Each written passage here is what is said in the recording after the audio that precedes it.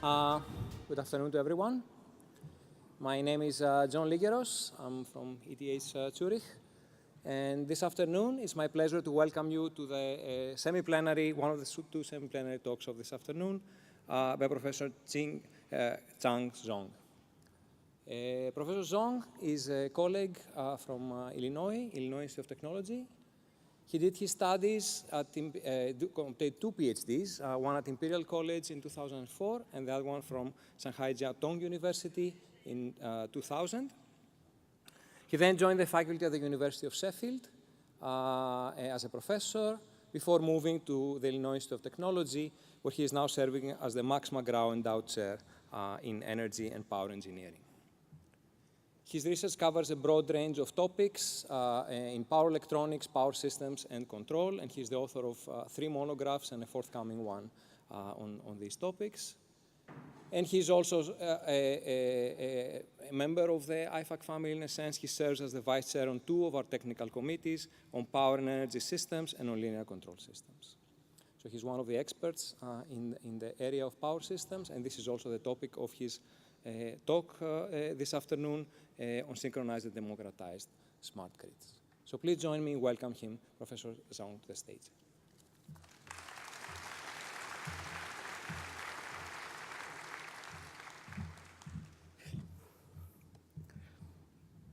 Thank you, John, for the kind introduction. Good afternoon, everybody. Thank you for staying with us. It's my great honor to be here to share with you our thinking over the last 15 years about sustainability and the future power systems, what we call synchronized and democratized smart grid, in short, SYNDEM.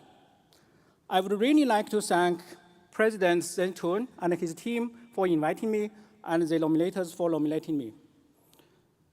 I enjoyed the performance last night here very much, and I'm sure you did so as well. It demonstrated perfect harmony. And this is the key word in my talk today, harmony. We live with power systems and electricity every day. In 2000, the US National Academy of Engineering selected electrification as the greatest engineering achievement of the 20th century. Power systems are also regarded as the largest and most complex machine engineered by humankind. Power systems are getting even larger. In Europe, a lot of high-voltage transmission lines are planned to link the power systems of member states together. In the US, a lot of high-voltage AC links and DC links are being built to link the Eastern Interconnection, Western Interconnection, and Texas Interconnection together. In China, a lot of high-voltage DC links and high-voltage AC links have been built to form a smart and strong power system in China. At the same time, power systems are being democratized as well. A huge number of relatively small renewable energy sources, such as wind turbines, solar panels, and also electric vehicles and energy storage systems are being added onto the grid. We have often heard that the emerging of renewable energy and the internet technology is creating a powerful third industrial revolution. So power systems are getting larger with a huge number of relatively small distributed generators added to the system. This causes unprecedented challenges to power systems and may lead to blackouts. This slide shows you the top 10 blackouts happening in the world. 5 years ago, the largest blackout in the world happened in India, where 670 million people were left without electricity. Last year, in September, a blackout happened in South Australia, where 850,000 people were left without electricity. The final report says that this is due to the increased amounts of non-synchronous and inverter-connected plants. So there are many possible reasons for a blackout, but for us, system engineers, the question for us is that how to sustain growth and maintain stability. This is very challenging, right? History often has the answer for questions like this. When we talk about history, we have to talk about China. Let's spend 100 seconds on the history of China. Thousands of years ago, several cultures emerged in the East, where China is now. About 5,000 years ago, Chinese characters were invented and have been evolving since then. About 2,300 years ago, that land was highly democratized with 100 schools of thought, such as Confucianism, legalism, Taoism, and Maoism.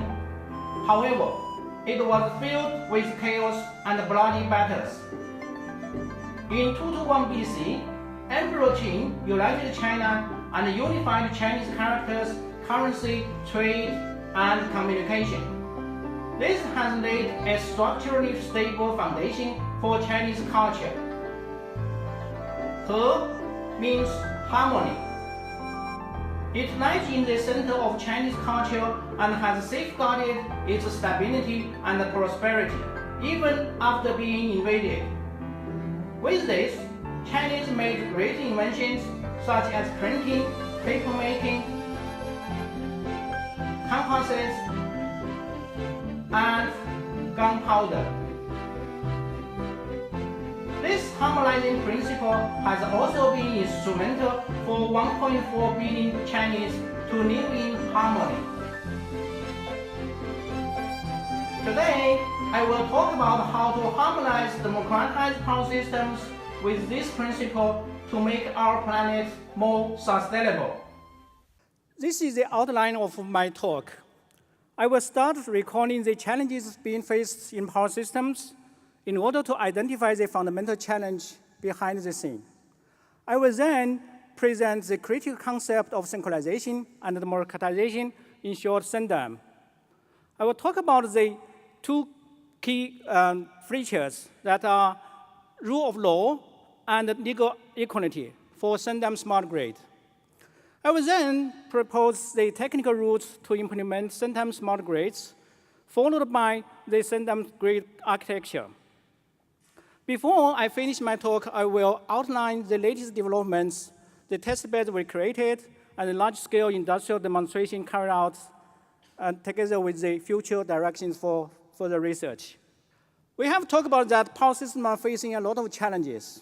Power systems are getting larger with increasing consumption. Generators are becoming smaller, but the number of generators is fast growing because of the large-scale utilization of renewable energy, electric vehicles, and energy storage systems. Power systems need to be more efficient as well.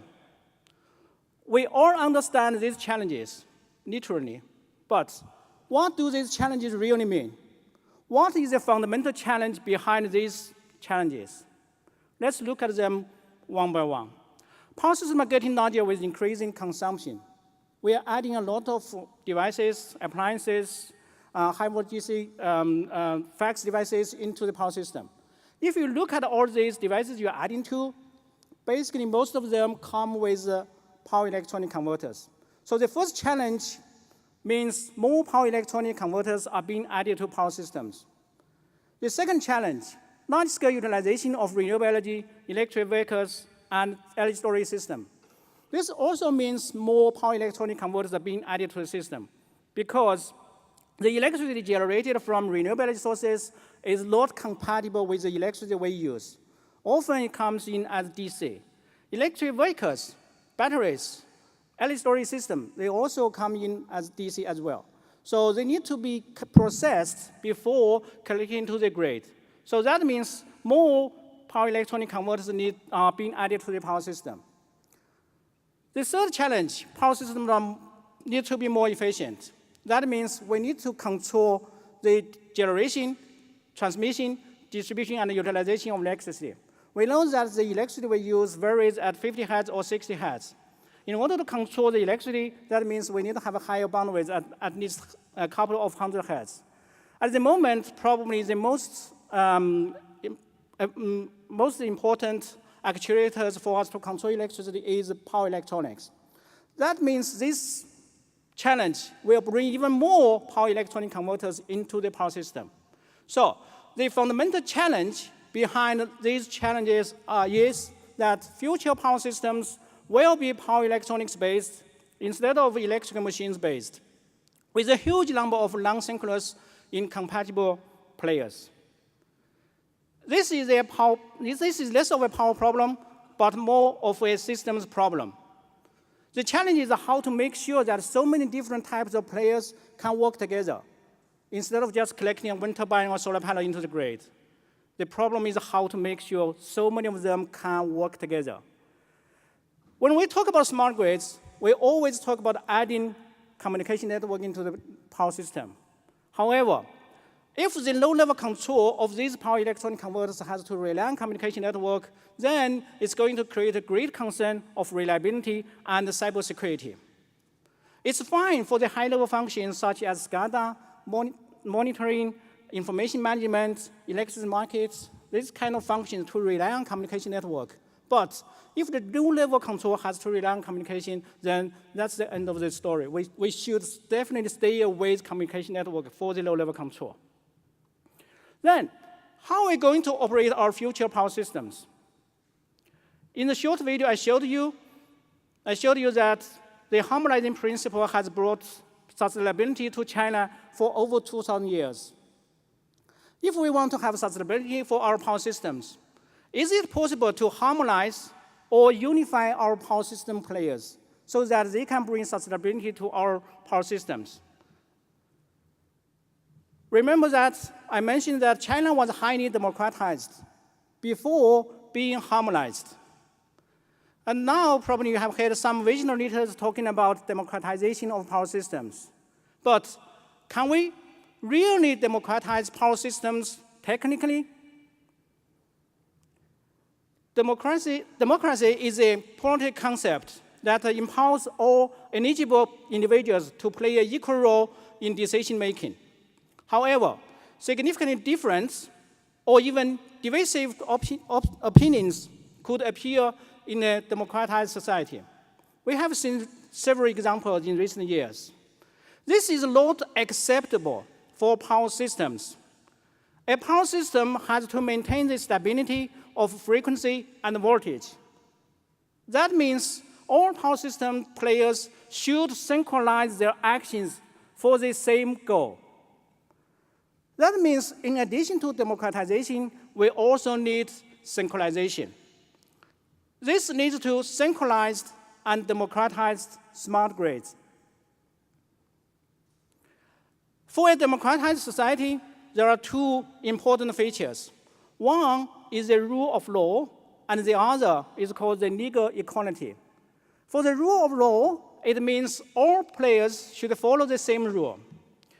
For the legal equality, it means all players are equal and should be treated equally. So for a Shenzhen smart grid, is there one simple mechanism for all power systems players to follow? If yes, can this mechanism synchronize all the players? As to the legal equality, at the moment, there are many different types of players in a power system. Currently, the system stability is maintained by large conventional power plants. In order to achieve this Shenzhen smart grid, is it possible for new add-ons of generators to play an equal role in maintaining system stability? And also, for the loads, not just the generators, is it possible for the most loads to play the same role in regulating system stability as well? And if yes, can this happen regardless of size and capacity? In order to answer these questions, we need to understand what rule has underpinned the operation of power systems for over 100 years. There are many different types of power plants: coal-fired power plants, nuclear power plants, hydro power plants. But if you go to these power plants, then you will find that the generation of electricity is actually dominated by synchronous machines. Then you will be asking yourself, why has the industry decided to use synchronous machines while there are other machines like DC machines, induction machines? Why has the industry decided to use synchronous machines? It is because synchronous machines have an intrinsic property, very nice feature. That is the synchronization mechanism. Synchronous machines are able to synchronize with each other or the grid autonomously without being told or without relying on the communication network. It is this intrinsic synchronization mechanism that has underpinned the operation and growth of power systems for over 100 years. This is the natural rule of law if we want to build Sendam smart grids. So the natural rule of law for Sendam grid is the synchronization mechanism of synchronous machine. Let's look at the legal equality of all the players. Let's start with the new add-ons of generation. There are different types of renewable energy, like wind, solar, tide, wave, and others. There are also electric vehicles, energy storage systems that can generate electricity and collect to the grid. They are all different. They have all different characteristics, and their control is very challenging. But today, I'm more interested in the commonalities among these different things. So my question is that, is there anything in common among all these different things? You probably know that these distributed generations, they need to collect to the grid through something called power electronic inverters. A power electronic inverter is a common device for all these types of smart grid integration. And the power electronic inverter converts the DC electricity, VDC, into AC by operating the power electronic devices, turning them on and off. And then you get a sinusoidal signal on the right-hand side. But of course, you will have some harmonics. These harmonics can be handled by this low-pass filter, the LC filter. So we have found a common device for the smart grid integration of all these different distributed generators. Then the question is that, are we able to equip these inverters to have the synchronization mechanism of synchronous machines? Is it possible to do that? And the answer is yes. We are able to equip the synchronization mechanism of synchronous machines with these inverters. What we do is to operate power electronic converters as virtual synchronous machines to have the internal dynamics and the external properties of synchronous machines. So far, we have developed 3 generations of virtual synchronous machines. The first generation of virtual synchronous machines is called synchroinverters. And this is a basic and conceptual design of virtual synchronous machines for converters with inductive impedances. We know that power electronic converters can have different types of impedances. It could be inductive, capacitive, or resistive, or even complex. So in order to make sure that all these different types of converters can work together, we need to find a universal controller or universal virtual synchronous machine. And then we had this second generation of virtual synchronous machines based on our robust loop controller. We have proven that the robust loop controller is universal for converters with different types of impedances, whether it's resistive, capacitive, inductive, or complex. It doesn't really matter. And also, it's robust against the parameter change shifts, component mismatches. And stability is always a concern of us, right? We are always worried about the stability. And we too. So we have developed the third generation of virtual synchronous machines. We call it passive virtual synchronous machines or cybersync machines. And these synchronous machines, okay, these virtual synchronous machines are passive and hence stable. So today, because of the time limit, I will mainly talking about the first generation of virtual synchronous machines, that is the synchroinverters. But I will briefly talk about the third generation of virtual synchronous machine as well later. So the basic concept of a synchroinverter is to take the mathematical model of a synchronous generator as the core of the controller for an inverter. And the mathematical model of the inverter, of the synchronous generator is shown on the bottom left as a block diagram. By the way, I don't have an equation in this talk. I only have block diagrams.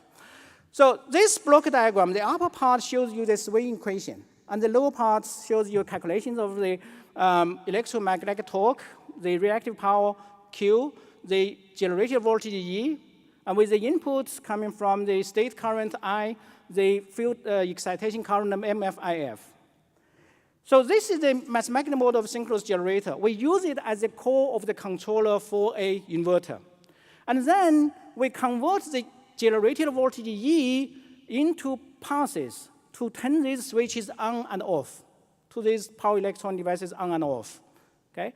And then generates the voltage EAE, BEC on the midpoint of these bridges, so that the average values of this EAE, BEC over a switching period is the same as the generated voltage E. And then we measure the output current flowing through the inductors, IA, IBSC, and feed them back to the mathematical model as the stator current I. So in this way, we have collected the mathematical model of a synchronous generator with the hardware of the power electronic converter. And then we can adopt the mature technologies we have developed for synchronous machines over the 100 years. That is mainly the frequency droop control and the voltage droop control. So what we have done is to add a summation block on the top right to compare the frequency of the synchronoverter theta dots with the reference frequency. Okay, because we found that the virtual frequency coefficient dp has got the rule of frequency droop control. We have added a block to convert the real power into mechanical torque Tm to regulate the real power. And then we added an integrator to regulate the field excitation current MFIF, and so that we are able to regulate the reactive power. Also, we can add a voltage droop control at the bottom through the DQ to regulate the voltage. So in this very compact controller, we are able to control the frequency, control the voltage, the real power, and the reactive power. Here, in this original synchronoverter, we had a PLL on the top right column, the phase lock loop, to provide the grid frequency and the phase for pre-synchronization before collecting to the grid. But later research, we have found that we can get rid of these phase lock loops. Okay? Then we did experiments in the UK, where I was in Liverpool University, and we found that we have demonstrated that indeed synchronoverters has excellent frequency regulation capability. It is able to regulate the frequency nicely. Okay? The red line is the frequency when we were doing the experiments. The black line is the real power sent by the virtual synchronous machine. And you can see that the real power automatically changed according to the varying frequency. This is exactly the frequency regulation capability required by utility companies.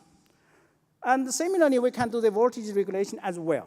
So that means all the generators can now be harmonized with the intrinsic synchronization mechanism and so that they can equally take part in the grid regulation, whether it's a wind turbine, solar panel, or electric vehicle. So how about the loads? There are different types of loads in a power system, like home appliances, lighting devices, elevators, air conditioners, different types of machines. The modeling of these different types of loads is very challenging, and it's a bottleneck for power system stability analysis. And today, our concern is that, is there anything in common among these different types of loads? Are we able to find something common for them? I found a report from EPRI, the Electrical Power Research Institute of the US. It says that although there are different types of loads, but about 50% or slightly more of the electricity is consumed by different types of motors. About 10% electricity is consumed by internet devices, 20% by lighting devices, and the rest of loads consume the rest of 20% of electricity. That is very interesting. You probably still remember that I said the third challenge we are facing in power system is that we need to make power system more efficient. If we want to make the loads more efficient, then of course, the first thing we would like to look at is the motors. Okay? We can improve the efficiency by redesigning the motors. But another way is to add a motor drive to the motors so that we can change the speed of the motors according to the requirement of the loads. Okay? A motor drive is a power electronic converter with the rectifier at the front end. So that means in the future, probably this electricity, 50% or more electricity will be consumed by rectifiers. Internet devices are electronic devices, so they consume DC electricity as well. That means this 10% of electricity is consumed by rectifier as well. Lighting devices, 20% of electricity consumption. We all know that the lighting market is moving towards LED lights. LED lights consume DC electricity, so there is a rectifier in every LED light. That means this 20% of electricity is going to be consumed by rectifiers as well. Or in other words, in the future, about 80% or even 90% of electricity is going to be consumed by rectifiers, whatever the end function is. So if we are able to make these loads or the rectifiers to behave like virtual synchronous motors, then most loads will become frequency sensitive, and they can have the synchronization mechanism we need. We managed to operate rectifiers as virtual synchronous motors. What we did is similar to the synchroinverter concept. We adopted the mathematical model of a synchronous motor as the core of the controller for the rectifier.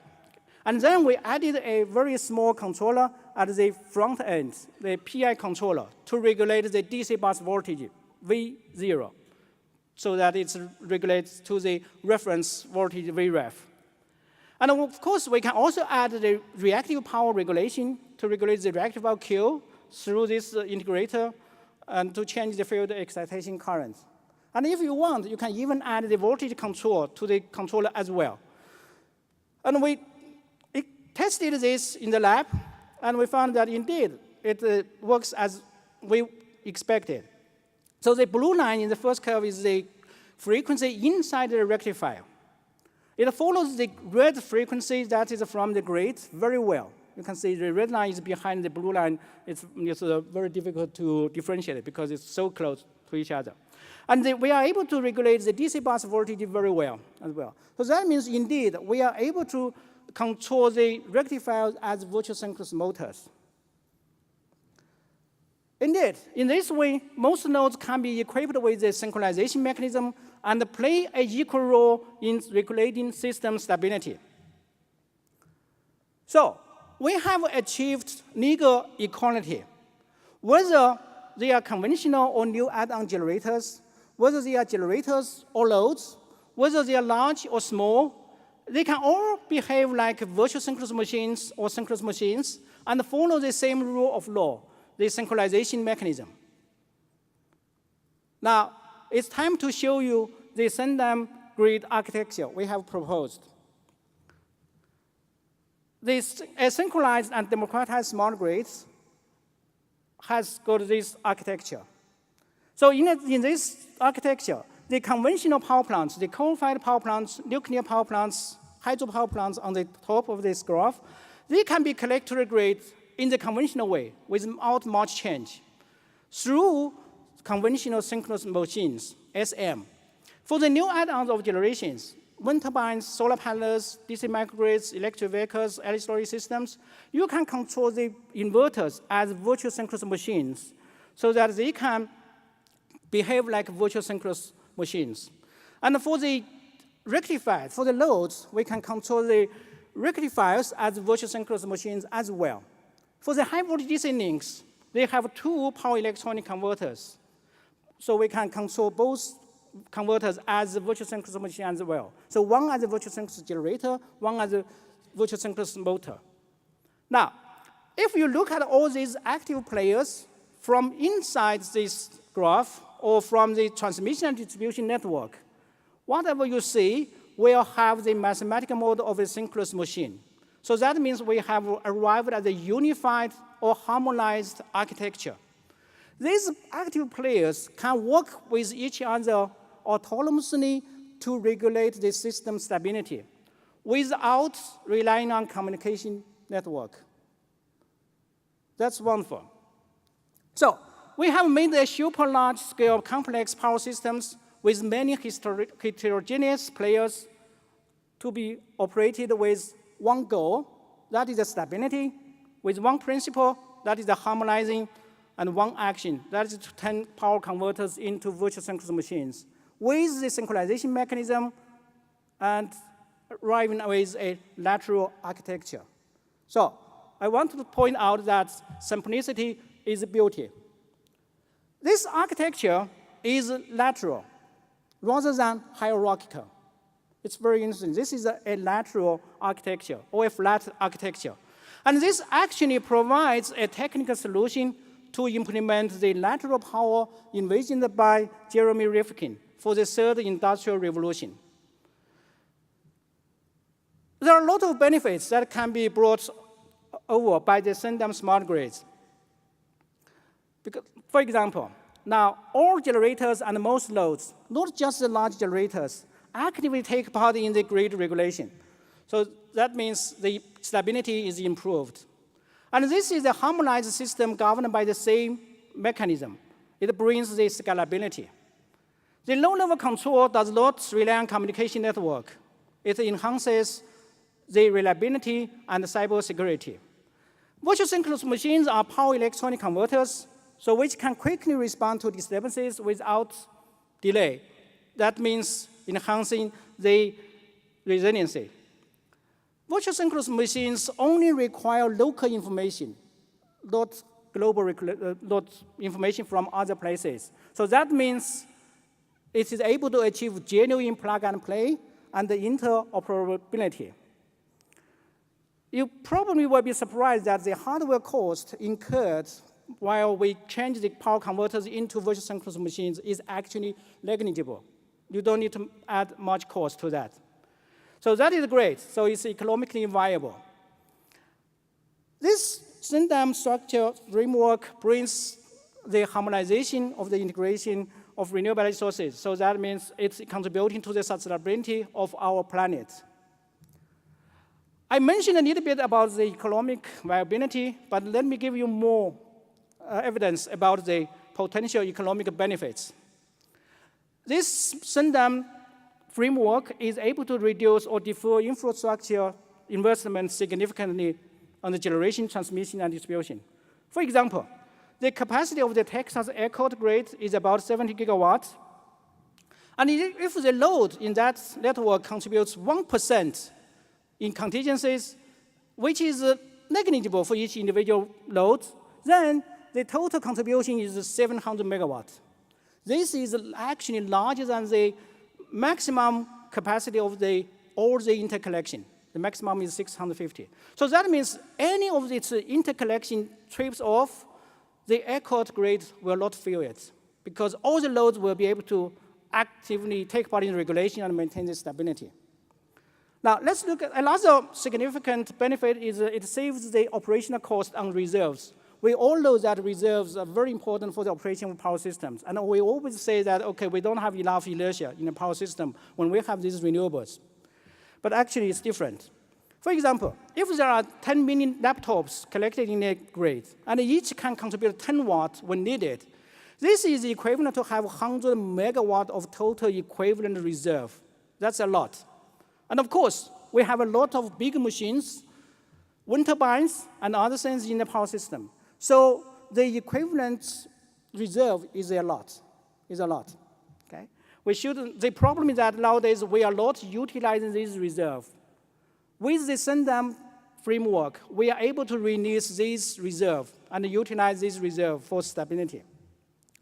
This Sundam framework is also able to save infrastructure investment on communication and cybersecurity, as I mentioned, because the low-level control does no longer rely on communication network. So the boundaries of the communication network is significantly reduced.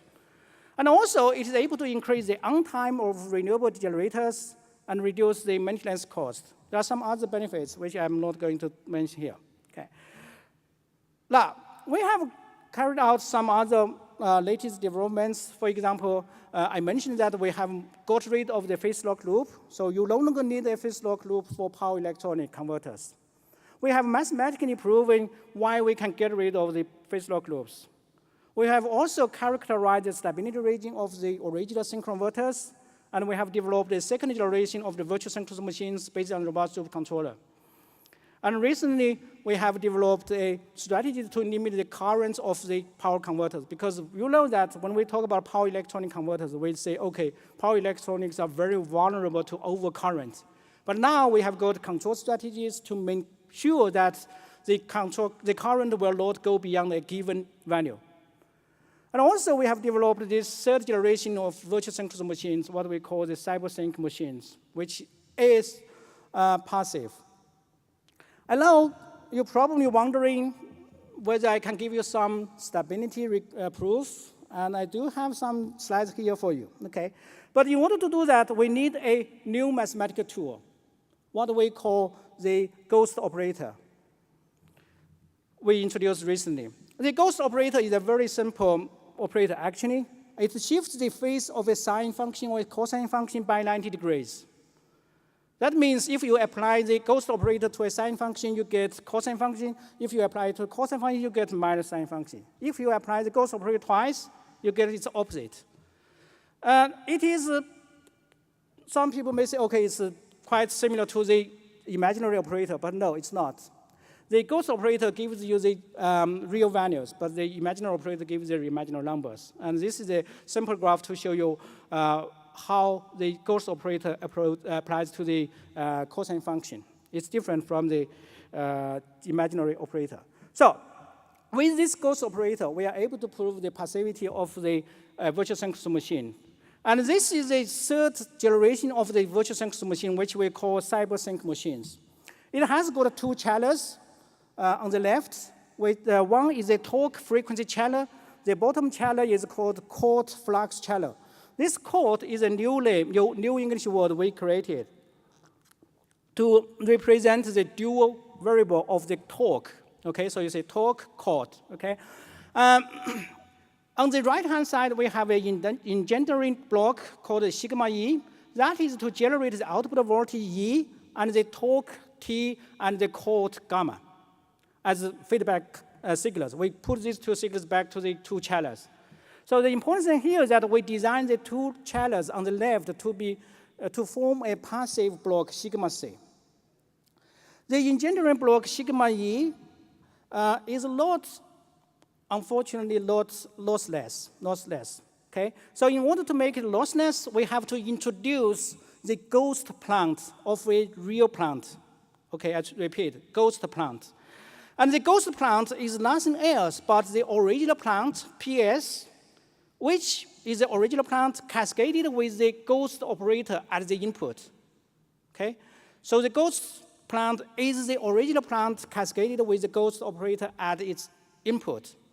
If the input signal to the ghost plant is the ghost signal of the original plant, then the state of the ghost will be symmetric to the original plant. That is very interesting. So that's why we call it ghost, okay? It's always opposite to the original thing.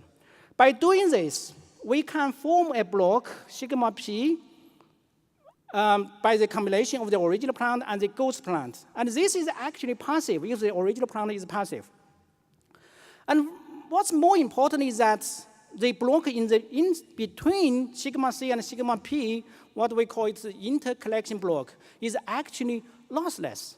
That is very surprising, okay? And of course, this is what we wanted to have.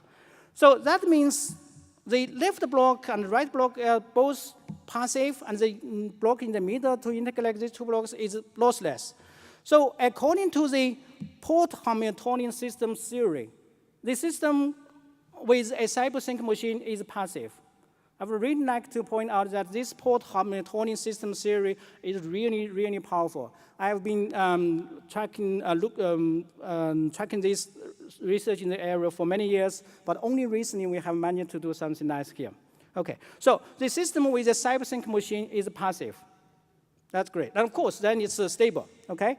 So we have built up academic test beds and industrial test beds to validate the CENDAM framework.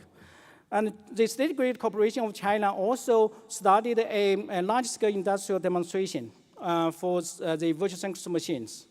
This is the CENDAM smart grid we developed at my lab, research lab in Illinois Institute of Technology. It consists of 10 nodes connected together.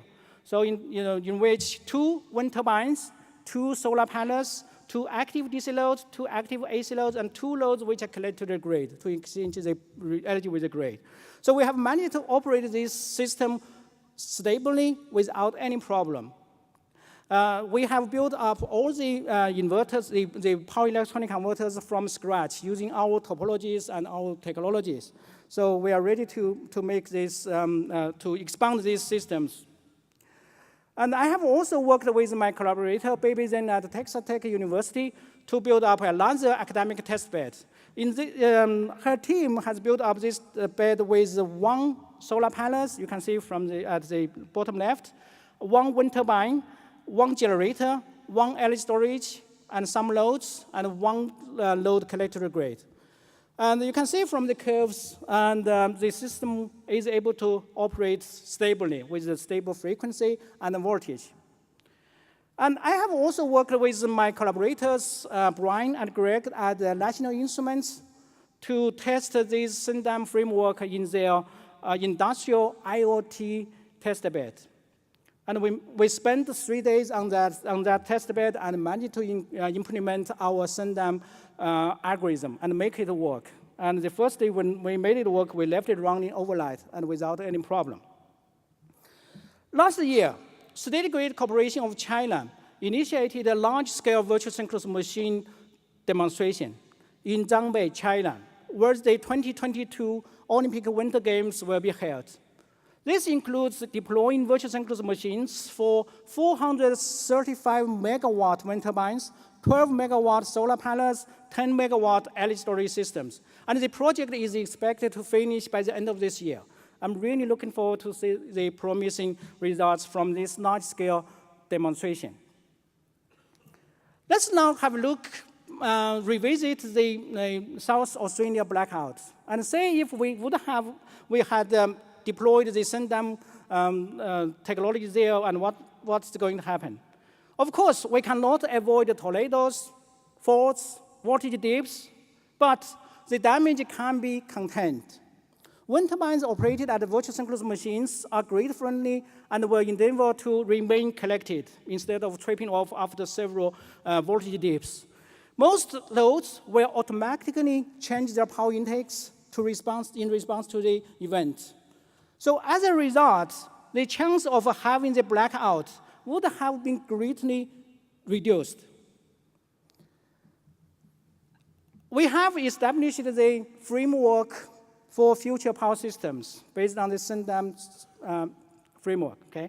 However, this is just the beginning. Roughly speaking, anything done in this area can be revisited under this unified SynDAM architecture.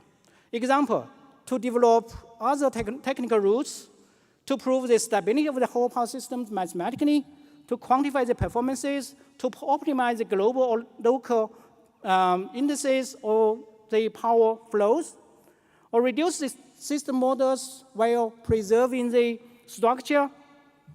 And of course, this is a new paradigm for operating future power systems. It means a lot of practices in power system needs to be adjusted accordingly. I do not expect a huge change, but some adaptation needs to be done there. And of course, the cybersecurity issue is now different because the low-level control no longer relies on communication networks. That means there's no cybersecurity problem at the low-level control. And the demand response, it's interesting. So far, we can only do on-off demand response. But now, you can have continuous demand response, okay? You don't have to shut off your demand completely. You can just sacrifice, let's say, 1% or 2% of electricity consumption. And this small contribution from each node will make a huge contribution to the stability of the society. Another thing I would like to emphasize is the potential application of the ghost operator. We have recently used this ghost operator to interpret the physical meaning of real power. You know that the real power has not been physically defined. And we have used it and did some nice work there. And I think that, I feel that there's some other potential application of this ghost operator. So because of this, we have made it open accessible, so you can download the paper from I2B without paying a penny. Okay.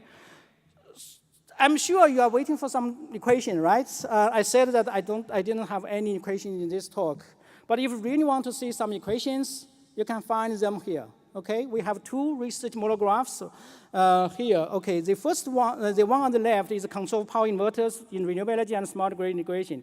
It includes a lot of enabling control technologies for power inverters. It includes the power quantity control, power flow control, neutral line provision, and synchronization. We have another book coming out on the right-hand side, that is the Power Electronics Enabled Autonomous Power Systems. It includes details of my talk today.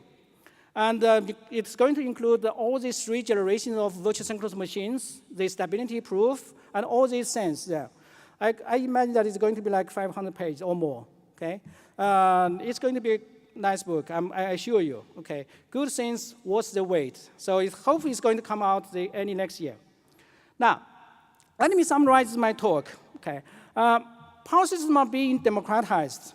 Numerous distributed generators and flexible loads are being collected to the system to take part in the grid regulation. And future power systems will be power electronics-based instead of electrical machines-based, with a huge number of incompatible players. In order to guarantee stability, power systems should have synchronization as well, okay, not just this democratization. So we need to have synchronized and democratized smart grids. The key features of a democratized society has been achieved for Sendam smart grids. We have adopted the synchronization mechanism of synchronous machines as a natural rule of law, and we have achieved the legal equality by operating power electronic converters as virtual synchronous machines. We have presented the lateral system architecture, and we have presented 3 generations of virtual synchronous machines technology. Here are some takeaway messages. Life is really simple, but we insist on making it complicated. This is a quote from Confucius. I really like simple stuff, and I do think that we have an option to make things simple instead of making things complicated. And in this case, we have one goal, stability, one principle, the harmonizing, and one action, the virtual synchronous machines, and one mechanism, the synchronization mechanism, and we ended up with the architecture that is lateral. And I mentioned that this line of research has been ongoing for 15 years, and I have the privilege to work with several talented and visionary leaders in this field, and I really would like to thank them for their collaboration. And I also have some contributions from my PhD students and postdocs. They have helped validate some of the concepts we had. And of course, I would like to thank the funding agencies who supported us in the past. And I have had the luck to work with several major international companies to support our research in the past. And I really appreciate the support. And I look forward to working with them in the future. The 100-second video from the beginning, we edited it, prepared it from materials available from the internet. Here, I formally acknowledge their contribution to that video. So, I have shown you that we can all make contributions to our sustainability, but we are not able to do this by our own. We need everybody, you, to join us to make our planet sustainable. If you want to learn more about this area, to know the latest updates, you can join the LinkedIn group we set up for virtual synchronous machines. And in order to speed up this commercialization process, we have set up a company called Sendam LLC to further develop the technologies and make the technology available so that we can deploy Sendam smart grids worldwide. If you are interested in this, please let us know, and we will be very happy to work with you to make contributions to the sustainability of our planet. Thank you very much. Thank you.